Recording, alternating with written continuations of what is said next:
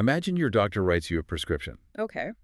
but instead of milligrams and medication names, he writes down the precise number of palm trees at a desert oasis. Right. That would be concerning. And then he tells you to pay very close attention to a worm eating a vine. Yeah, you would think the man had completely lost his mind. You would.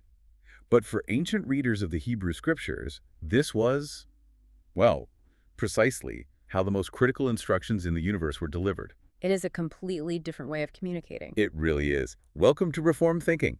I am your host, and today we are looking through a very specific lens at texts that baffle modern minds. Because when we sit down with an instruction manual today or, a history textbook, we expect literal precision. Right, a bolt is a bolt. A date is a date. Yeah, the author includes a detail for one reason alone, which is literal function. But that is an entirely modern post-Enlightenment expectation, isn't it? It is. We crave this one-to-one ratio of word to literal meaning. It feels clean, it feels binary and safe. Yeah, we want reality categorized and labeled. Right, and entirely visible on the surface. But applying that mindset to ancient Hebrew texts is, it's like trying to measure the temperature of a room with a tape measure. You are just using the wrong tool for the environment. Precisely. And that is the friction we are tackling today. You step into the world of these ancient scriptures, and that modern instruction manual framework just shatters.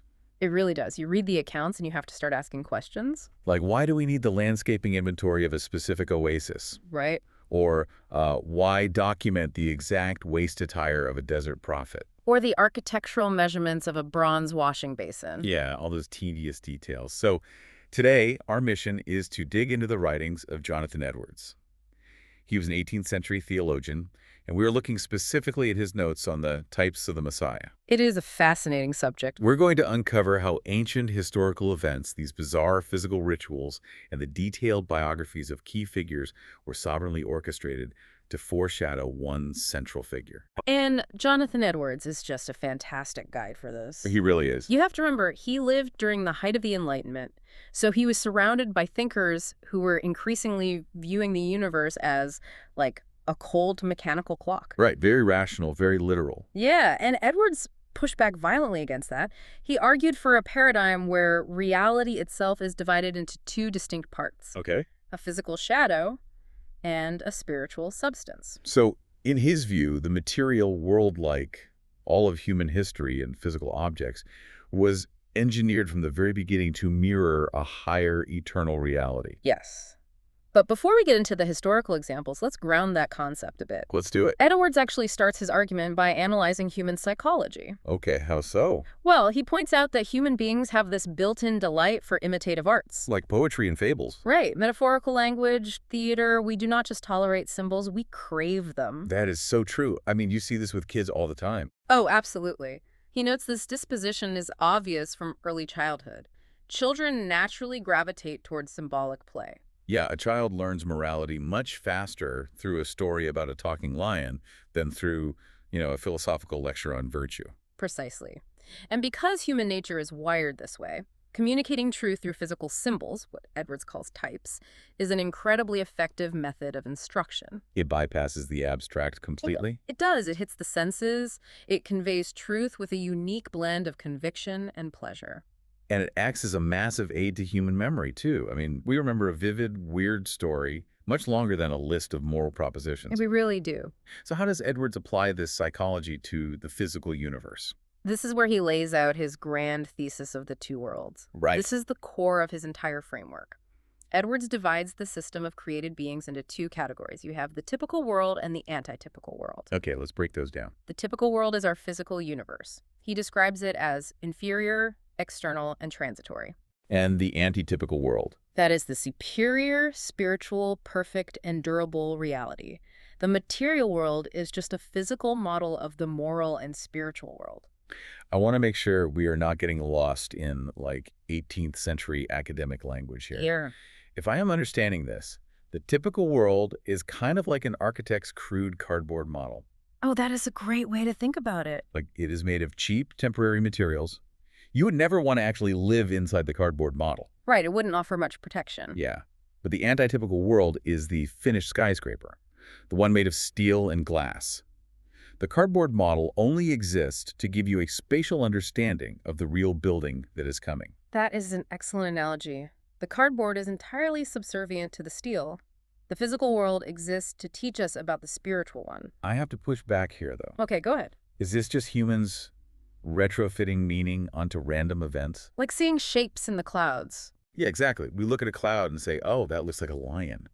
But the cloud is just water vapor shifting in the wind. Right. Are we taking ancient historical events and retroactively deciding they look like the Messiah just because we want them to? That is the immediate skeptical response, and it is a completely fair one. It seems like the most logical objection. It does, but Edwards argues from the source material that this is not human beings reading meaning into random events. This was a divine method instituted from the beginning of creation. So the physical world is the actual cloud, and the creator shaped the vapor intentionally to look like the lion. Yes. Edwards brings in some really fascinating historical context to back this up, actually. All kind of context. Well, he points out that ancient wise men across different cultures, and even the creators of Egyptian hieroglyphics, derived their use of sacred symbols from an original tradition of divine inspiration. Wait, he argues that the reason ancient Eastern nations used enigmas and hieroglyphics to represent their gods was an imitation of the true prophets. Precisely. Delivering wisdom through allegorical and symbolic representation was the gold standard in the ancient Near East. Oh. Edwards anchors this in the biblical text itself. He cites the Book of Proverbs, where Solomon speaks of understanding the words of the wise and their dark sayings. So the physical world was always intended to function as a language. Yes, and the pagan cultures simply borrowed the grammar of that language for their own pantheons. Okay, so we have talked about how God uses the passive natural world, the cardboard model, so to speak, to send a message. Right. If the physical world is a language, then historical events are not just random dates on a timeline. No, they're not. They are arranged by special providence to act as physical prophecies. Let's dig into the story of Jacob and Esau to see how this works in practice. Okay, so the historical account describes these twin brothers struggling in the womb. Right. And when they are born, Jacob's hand is physically grasping Esau's heel. On a purely literal level, it is just a stressful detail of a complicated birth. But Edwards points out that this specific biology was ordered by special providence to prefigure a massive spiritual reality. Which was what? Well, it typified the future political struggle between the nations of Israel and Edom. But beyond that, it foreshadowed the spiritual wrestling of God's people. So Jacob taking the heel and supplanting his older brother was a physical flesh and blood prophecy. Yes, of the future triumph of the righteous over their enemies. And later in life, Jacob physically wrestles with a divine figure in the desert until his hip is dislocated. Right, which types the intense, agonizing spiritual wrestlings of believers prevailing with God in prayer. The physical strain teaches the spiritual posture. Spot on. I'm fascinated by the story of Moses in this context, too. We all know the basic narrative. Yeah, a helpless infant is placed in a papyrus basket in the Nile River to save him from execution by the pharaoh. Right, and he is drawn out of the water by Pharaoh's own daughter. It is highly cinematic. Very cinematic, yes. But look at the typical architecture underneath the story. Moses, being wonderfully preserved in the midst of great waters as a helpless infant, prefigures his entire life's calling. Because he was drawn out of the literal water so that he could, decades later, draw the helpless nation of Israel out of the great waters of Egyptian affliction. Exactly. In the poetic language of the Hebrew scriptures, being delivered from cruel enemies is repeatedly described as being drawn out of many waters, or, saved from the floods. So the physical event of the baby in the river was a micro-model of the salvation of an entire nation from the overwhelming flood of Egyptian bondage. Yes, and the wording itself gives it away. The name Moses literally means drawn out. The history and the linguistics are completely unified. That is mind-blowing. And it makes sense of the desert wandering accounts, too. How so? Well, the Israelites are moving through the Sinai Peninsula, and they camp at an oasis called Elim. Oh, right. The text stops the narrative completely to specify that there were 12 fountains of water and 70 palm trees there. Yeah. As a modern reader, I always skimmed right past that. I do not care about the landscaping, Because you are reading it like a textbook, not looking at a cardboard model. Right. So what does the model mean? The 12 fountains perfectly mirror the 12 patriarchs, the original fathers of the tribes of Israel. Oh. In ancient texts, the paternity or source of a family is often called a fountain. And the 70 palm trees. Those mirror the 70 elders of the congregation appointed to lead the people. God's people are frequently compared to trees flourishing, providing shade, rooted by water. So God orchestrated the literal geography of that desert oasis to reflect the organizational structure of his people. Yes, the oasis was a physical mirror of the camp sitting right next to it. Let's spend some time on a genuinely bizarre narrative from the text. I want to talk about Jonah's gourd. Yeah, okay, this is a great one. Jonah is sitting outside the city of Nineveh. He has just preached a message of doom, and he is waiting on a hill to see if God will drop fire on the city. Right, he wants to see them destroyed. Yeah. And God causes a gourd to grow up over Jonah in a single night to provide shade from the brutal Middle Eastern sun. Jonah's thrilled. Very thrilled. Then at dawn, God sends a single worm to attack the root of the plant, and it withers and dies in a day. And Jonah just loses his mind with anger over this dead plant. Edwards breaks down the symbolism of this entire sequence with incredible precision. Walk me through it. Start with the plant itself. It is a feeble, tender, dependent vine. It cannot stand on its own structure. It has to climb. Okay.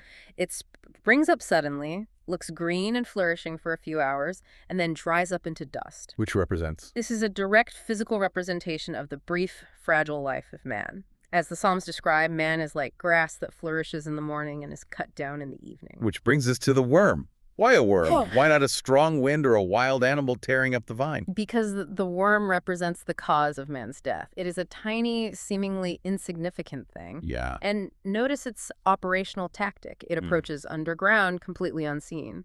Wow. That is dark. Man does not know his time. Death approaches like a worm at the root, out of sight, suddenly striking the vital core. And Jonah is just sitting there, enjoying the temporary comfort of this fragile life, entirely unaware of the unseen killer working at the root. Right. And the logic trap God sets here is brilliant. Because Jonah pitied the gourd because it shielded him from the scorching heat. Yes. God uses this physical scenario to corner Jonah in his own hypocrisy. By asking him why he lacked pity for the hundreds of thousands of lives in Nineveh. Precisely. God was shielding those people from divine wrath, just as the plant shielded Jonah from the sun. It is a masterful use of a physical type to force a moral revelation. It really is. If you have ever had the rug pulled out from under you, a job lost, a sudden illness, a comfort removed without warning, it changes your perspective entirely if you view it through this lens. You stop asking just, why did this happen to me? Right, and start asking what broader reality is being communicated through this loss. Every physical shift might be speaking a spiritual language if you know how to listen. So we have talked about how God uses the passive natural world, like an oasis or a plant, to send a message. Yes. But it gets much weirder when he forces humans to become the physical symbols themselves. Oh, absolutely. Let's look at the prophets. They did not just stand on platforms and give polished lectures. No, they acted out the future in strange, highly public, agonizing physical displays. They were commanded to embody the message with their own flesh. Isaiah is a prime example of this. He is. By direct divine appointment, he walked completely naked and barefoot for 3 years. 3 years. In an ancient Near Eastern culture, where honor and shame were everything, public nakedness was the ultimate degradation. It was excruciating for him. That is not just a quirky object lesson. That is social suicide. It was. But he did it to signify and physically prefigure the coming captivity of Egypt and Ethiopia. Ah. He was a living, breathing demonstration of how those nations would be led away as prisoners of war, stripped, naked, and ashamed by the Assyrians. He became a walking symbol of absolute vulnerability and judgment. And contrast that with Jeremiah. He takes a linen girdle, a piece of undergarment, and travels for miles to the river Euphrates just to hide it in a hole in a rock. Right. Days later, he walks all the way back to retrieve it, and it is completely ruined from the moisture and dirt. And on another occasion, he breaks an expensive potter's vessel into pieces in front of the city leaders. He literally constructs heavy wooden yokes, the kind you put on oxen, and wears them on his own neck, walking through the bustling city streets to demonstrate the impending political bondage under the king of Babylon. Ezekiel's actions might be the most extreme on record, though. Yeah, let's talk about Ezekiel. He is commanded to eat a scroll covered in writing. He lies immobile on his side for over a year to represent the length of the siege of Jerusalem. A year. Over a year. And he shaves his head and his beard with a sharp sword. He burns a third of the hair in a fire, chops a third with a knife, and scatters the final third to the wind. The physical toll of lying on your side for a year is hard to fathom. Muscle atrophy, bed sores. But the emotional toll is even worse. Yeah, I was totally thrown off by the example of Ezekiel's wife. It is a devastating passage. Ezekiel's wife, whom the text calls the delight of his eyes, dies suddenly. And God explicitly commands Ezekiel not to shed a single tear, not to weep, and to show absolutely none of the conventional cultural signs of mourning. Right. He is forbidden from grieving his own wife to represent a horrifying future reality. Because the people of Jerusalem were going to be so consumed by the coming slaughter and judgment that they would be completely paralyzed. Yes, they would not even have the capacity to mourn the destruction of their beloved temple or their own families. Ezekiel's suppressed grief was a mirror for a nation's impending shock. Then you have Hosea, who is commanded to marry a woman known for unfaithfulness, a wife of whoredom. Yeah. He has children with her, she leaves him for other lovers, and he's commanded to go buy her back. He physically acts out God's relationship with an unfaithful, idolatrous nation. It's heavily visual. My question is, how did observers in that era process these actions? What do you mean? Well, if I saw someone walking around my neighborhood wearing a wooden yoke or shaving their head with a sword in the town square, I would call the authorities. Right, you'd be worried for them. I would assume they were suffering a severe mental health crisis. Was this just seen as madness by their contemporaries? It was absolutely recognized as a legitimate, albeit intense, language. The source material explains that these actions were understood culturally as parables or dark sayings. Okay, so the society expected divine instructions to be delivered in symbols and emblems. Yes, it was so common for genuine prophets to typify their prophecies through physical action that the false prophets actually copied the behavior. Oh, right. The source mentions false prophets putting on iron horns. Exactly. Yeah. The false prophets used physical, symbolic, action-like wearing horns to symbolize military pushing and victory because they knew it was the expected medium of divine revelation. So if you wanted the public to believe you were a legitimate mouthpiece for the divine, you had to act in this symbolic manner. The physical action carried a weight, a visceral certainty that spoken words alone simply lacked. Let's scale this up a bit.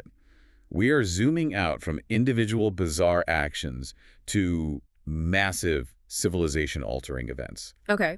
Edwards argues that these historical mega-events functioned as blueprints or models for final salvation and final judgment. The history of the deluge, the global flood, is presented as a macro model of the future destruction of all wicked rebellion. Because the ancient world was destroyed by a dreadful tempest. Right, and the source connects this to descriptions in Job and the Psalms where divine wrath is constantly compared to overwhelming waters, waves, and billows.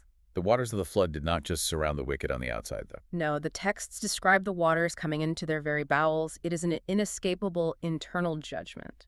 But the flood is not just a model of wrath. It is a massive model of salvation. You have the ark. Yes. It represents the Messiah as the ultimate floating refuge from the storm. The prophet Isaiah talks about a man who will be a hiding place from the wind, a covert from the tempest. The ark is the physical covert. And the detail about the animals inside the ark is fascinating. Think about the logistics. It is wild to think about. You have clean and unclean animals, tame livestock and wild predators, tigers, wolves, bears, lions, leopards, venomous serpents. It is a brilliant piece of analysis by Edwards. The door of the ark stands wide open to all of them, regardless of their nature. And once inside, they all dwell peaceably together under one head, Noah. Noah kindly receives them, provides their food, and these wild beasts tamely submit to him. And Edwards explains that this vividly represents something specific. Yes, the gathering of the Gentile nations into the community of faith during the era of the Messiah. Because in the ancient Hebrew mindset, these pagan nations were considered unclean, barbarous, and hostile. Quite literally viewed as venomous beasts by the Israelites. So when Isaiah makes that famous prophecy that the wolf will dwell with the lamb, the leopard will lie down with the young goat, and the lion will eat straw like the ox, he is not just being poetic about agriculture. No, he is echoing the historical reality of the ark. The gathering of the hostile pagan nations, the Egyptians, the Philistines, the Chaldeans, coming into a peaceful society under one savior. It is a stunning historical parallel. The ark was violently tossed on the waves, ready to be overwhelmed, but it finally rested on a high mountain, bringing its inhabitants safely into a washed new world. Which mirrors the community of believers being tossed with historical affliction, but brought to rest on a holy mountain in a new creation. Let's look at another mega event, Egypt and the Red Sea. In the ancient text, the Pharaoh of Egypt is repeatedly represented as a leviathan or a dragon, which are symbolic, monstrous terms for Satan. Right. And the destruction of Pharaoh and his massive army in the waters of the Red Sea is an enormous historical type of the final defeat of spiritual darkness. The spontaneous joy and the songs the Israelites sang on the shores of the sea prefigure the joy of the redeemed. The physical act of dividing the waters and making a dry highway through the deep is referenced over and over by the later prophets. It is treated as an ironclad guarantee of future spiritual deliverance. And then we have the destruction of Sodom and Gomorrah. Yeah, it is a heavy one. The incineration of these cities is the ultimate historical type of final punishment, specifically represented by fire. The source notes several intense parallels here. Notice the suddenness of the event. Destruction fell early in the morning, just as the sun arose pleasantly on the earth. The inhabitants were completely at ease, immersed in luxury, sloth, and pleasure. It snapped shut upon them like a hidden snare. It brings to mind the Proverbs warning that whoever hardens their neck after being often reproved will suddenly be broken beyond healing. Yeah. The literal elements of the destruction, fire, and brimstone raining down from the sky are continually used in the prophetic books to describe the final day of reckoning. But Edwards points out an incredible, lingering physical detail. What's that? The actual geographical region where Sodom stood was left entirely full of asphaltum and pitch. Ah. In the translation Edwards used, it was called a land of burning pitch. He notes that this physical reality, a desolate, sulfurous, unlivable wasteland, is a physical representation of unquenchable eternal burning. Wow. It was an everlasting desolation where no creature could survive, acting as a perpetual physical warning of eternal consequences. It is like a fractal pattern. A fractal. Yeah, if you look at a small part of a fern leaf, the geometry matches the shape of the entire fern. A localized historical judgment, like Sodom or the drowning at the Red Sea, is a micro version of the macro reality of final judgment and final salvation. Ah, I see. The shape of the history matches the shape of the cosmos. A fractal is the perfect analogy. The geometry of divine providence remains perfectly consistent, whether it is applied to a single wicked city, an entire empire, or the entire universe at the end of time. So we have talked about massive events. Now let's scale back down to individuals. Okay. Edwards argues that specific historical figures lived lives that meticulously, almost shockingly, mirrored the future Messiah. I want to spend some time on Joseph, because the parallels are overwhelming when you lay them out sequentially. Joseph's biography reads like a hyper-specific blueprint. Start with his position in the family. Okay, Joseph was the uniquely beloved son of his father Jacob. Right, and the prophecies constantly represent the Messiah as the beloved Son of God. Joseph was clothed with a beautiful, multicolored garment by his father. And the Messiah is described poetically as being clothed with the garments of salvation. But then the narrative turns incredibly dark. He is hated by his brothers. Hated fiercely by the sons of his own father, they conspire against him. This mirrors how the Messiah, a son of Israel, was rejected and conspired against by the generality of his own people. Joseph was literally sold into slavery for a few pieces of silver. And the prophecies state explicitly that the Messiah would be sold for a few pieces of silver. In Egypt, Joseph was falsely accused of a crime he did not commit and was thrown into a dungeon alongside two actual criminals. The Messiah was completely innocent, yet he was numbered with the transgressors, crucified between two thieves, and brought down to the pit of the grave. The descent is brutal, but the humiliation is followed by supreme exaltation. Joseph is suddenly raised out of the dungeon and exalted to be second in command over the entire Egyptian empire. He is made lord of Pharaoh's house and ruler over all his substance. Matching the theological claim that the Messiah is exalted to the right hand of God, made higher than all the kings of the earth. And notice what happens upon Joseph's exaltation. Pharaoh gives him a Gentile wife, Asenath, the daughter of an Egyptian priest.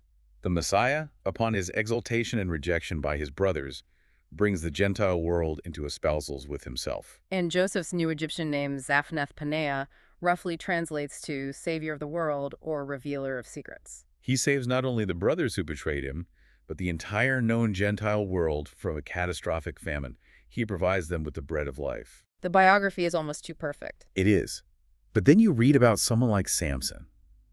I genuinely struggle to see how Samson fits this mold. He is a tough one. He is violent, reckless, and driven by base desires.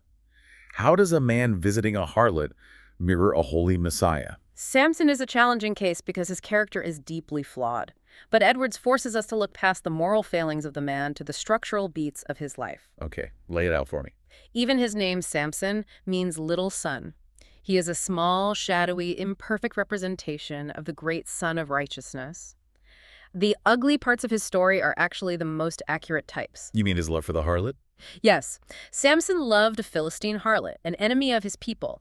And this specific love directly caused his suffering, his betrayal, and his binding by his enemies. How did that connect? Edwards connects this to the Messiah's love for a sinful, unfaithful people.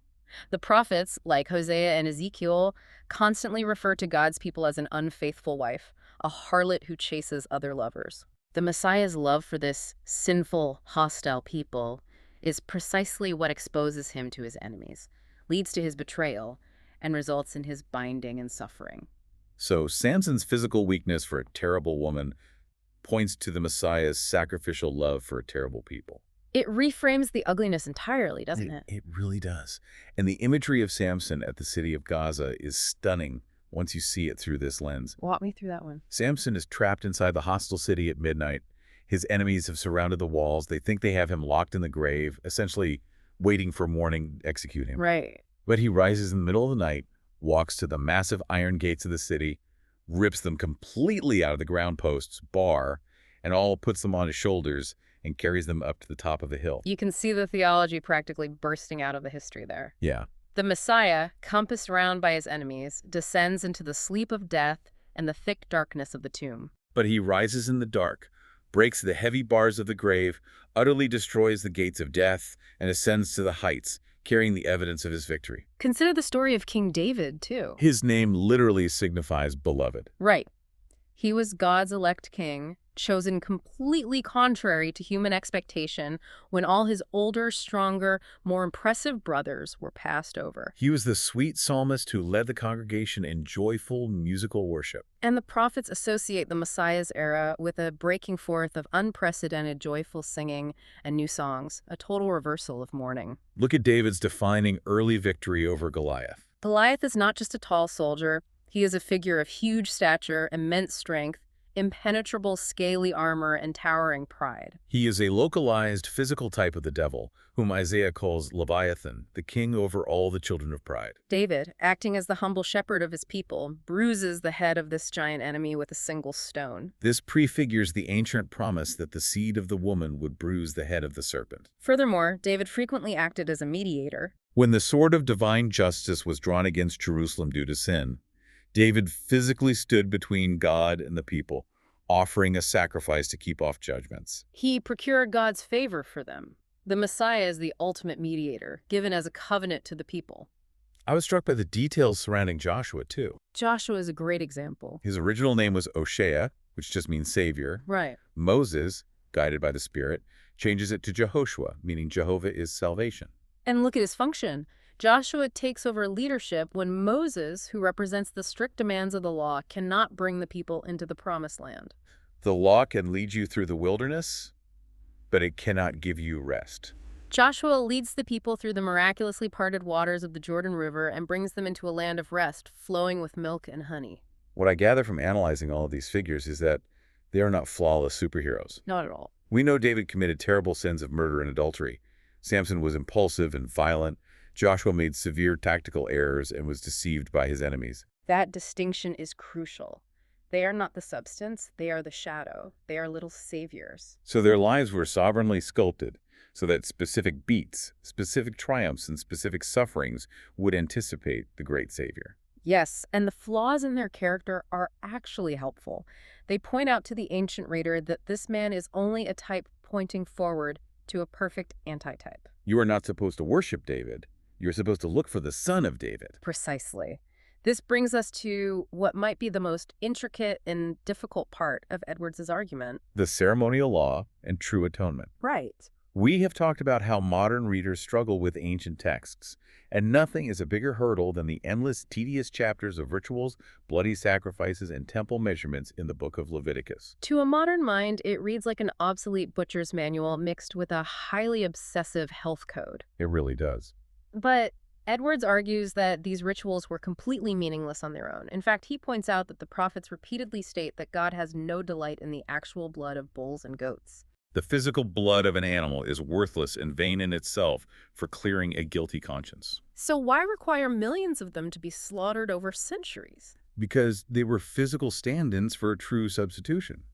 God instituted them to train the minds of his people, generation after generation, to understand the concept of penal substitutionary atonement. The people needed to learn viscerally that sin requires a severe, deadly cost, and that this cost can be borne by a willing substitute. Let's break down the mechanics of these sacrifices. First, you have the governing principle of the innocent dying for the guilty. The animals offered had to be entirely without blemish. No spots, no broken bones, no blindness, no disease. This physical purity was an absolute requirement because it represented the moral and spiritual purity of the coming Messiah. He would be the true lamb without blemish. A flawed sacrifice cannot pay for a flawed person. Then there's the ritual of the scapegoat on the Day of Atonement. The high priest would physically lay his hands heavily on the head of a live goat, verbally confessing all the sins, rebellions, and iniquities of the people.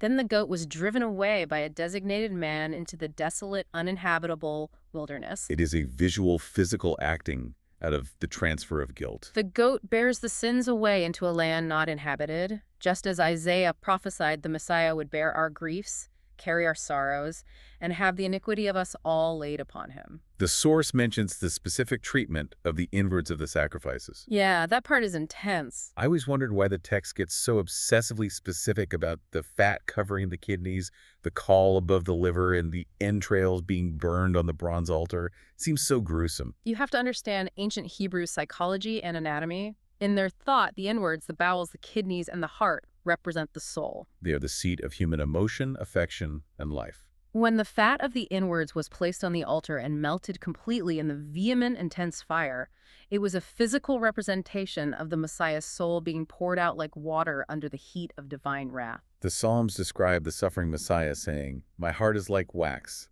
It is melted in the midst of my bowels." The physical melting of the animal's core in the fire of the altar types the spiritual consuming of the Messiah under the fire of divine justice. I want to spend a lot of time on the brazen serpent, because it is one of the most psychologically jarring images in the entire text. It is a wild story. The Israelites are rebelling in the desert. God sends venomous, fiery serpents among them. People are being bitten. The venom is rushing through their veins, and they are dying in agony. Right. God tells Moses to craft a serpent out of solid brass, mount it high on a pole, and anyone who looks at it will be instantly healed. Think about how absurd that is. You're dying from snake venom, and the cure is to stare at a metal snake. Why not a brazen lamb or a brazen dove? Edwards unpacks the sheer genius of this paradox. In this paradigm, venom represents sin. It is the lethal, invisible poison running through the veins of humanity, leading inevitably to death. The people are dying from their own rebellion, so why is the cure shaped exactly like the killer? Because the brass serpent represents the Messiah willingly taking on the form of a cursed sinner. It connects to the New Testament idea that he who knew no sin was made to be sin for us. Yes, the prophets state that God made the iniquities of us all to meet on him, that he was numbered with the transgressors. The Messiah is set forth on the cross in the form of a great sinner to absorb the curse. Looking at the brazen serpent represents looking to the crucified Messiah. The brass itself is significant too, isn't it? Yes, brass in the scriptures often symbolizes judgment, as it can withstand fire. The brazen serpent is a picture of sin being judged in the fire of God's wrath. Moses commands the people to look at the very image of their death to find their cure. It is a stunning psychological reversal. Beyond the bloody sacrifices, there are also sensory types embedded in the ceremonial law. The rituals engage every human sense. You have the burning of incense, which produces a thick, sweet smell throughout the temple. God does not literally have a nose that is pacified by the smell of burning spices, but the sweet aroma represents acceptable, pleasing prayers rising to the heavens. You have the specific garments of the priesthood. The priests were required to wear pure white linen garments, which are a constant visual representation of spotless righteousness and moral purity. Stains were completely forbidden. And the anointing oil. It was not just any oil. No, it was a specially compounded, highly fragrant oil that was illegal for commoners to replicate. Prophets, priests, and kings were anointed with it. This physical oil, poured heavily and running down their heads and garments, represented the invisible spiritual anointing and equipping of the Holy Spirit. Let's step back and look at the economic logic behind all of this. Okay. God is not literally pacified by the smell of burning animal fat or wheat grain or incense. The physical, sensory experience points to a spiritual transaction that actually satisfies divine justice. Think about it like a promissory note, an IOU. Exactly. If I owe a bank $10 million, handing the bank manager a piece of notebook paper that says I owe you $10 million does not actually pay the debt. The paper is inherently worthless. It only has value because it points to a future reality where the actual hard funds will be transferred to settle the account. The animal sacrifices were millions of promissory notes, handed over generation after generation, daily, weekly, yearly. They did not actually pay the spiritual debt, but they pointed with absolute unyielding certainty to the one who would finally clear the ledger. That is an excellent economic conceptualization. Edwards notes that if the sacrifice does not truly pay the debt, it acts as a standing, perpetual representation of the true atonement. God deliberately called these shadows by the name of the substance. He called the animal sacrifice an atonement in the text to cement in the minds of the people that a true, substantial atonement was required and was coming. The shadow guaranteed the substance. We have covered incredible ground today. We really have. To summarize, we have seen how massive historical events like the flood and the Exodus, the bizarre physical parables acted out by the prophets, the detailed biographies of kings like David and judges like Samson, and the bloody sensory rituals of the ceremonial law were all sovereignly orchestrated. They were not random, disconnected ancient occurrences. They were a vast, interconnected system designed to point to one central figure, the Messiah. When you pick up these ancient Hebrew texts, I encourage you to slow down and look closely at the physical details. Do not skip over the lists of measurements, the strange geographical notations, or the weird biological anomalies. Every river, every tree, every piece of brass, and every twist of history has intense, deliberate intent behind it. The physical world of the text is a shadow cast by a massive spiritual substance. Earlier, we talked about how specific words and physical actions send a message. But what about the things the text refuses to say? What about the intentional gaps? I want to introduce a final provocative thought for you to mull over long after this deep dive ends. Even negative details, things purposefully left out of the narrative, can act as symbols. It is a brilliant literary technique. Consider the enigmatic figure of Melchizedek, the mysterious king of Salem and priest of the Most High God, who briefly meets Abraham in the book of Genesis. The text intentionally omits any mention of his parents, his genealogy, his birth, or his death. In an ancient book that is notoriously obsessed with detailed genealogies, who begot whom, how many years they lived, where they died, this silence is absolutely deafening. But Edwards argues this omission was designed by the Spirit to make Melchizedek a structural shadow of an eternal priest. Because the text gives him no recorded beginning of days or end of life, he stands on the page as a type of an eternal priesthood. What if the silence of a text speaks just as loudly as the words themselves? When you read an ancient text and that X-ray machine of modern literal precision seems broken, bring to mind that you are looking at a completely different kind of architecture. You are looking at a world where the physical is engineered to teach you about the spiritual. Keep your eyes open for the shadows, because they will always lead you back to the substance. Thanks for joining us on the Deep Dive.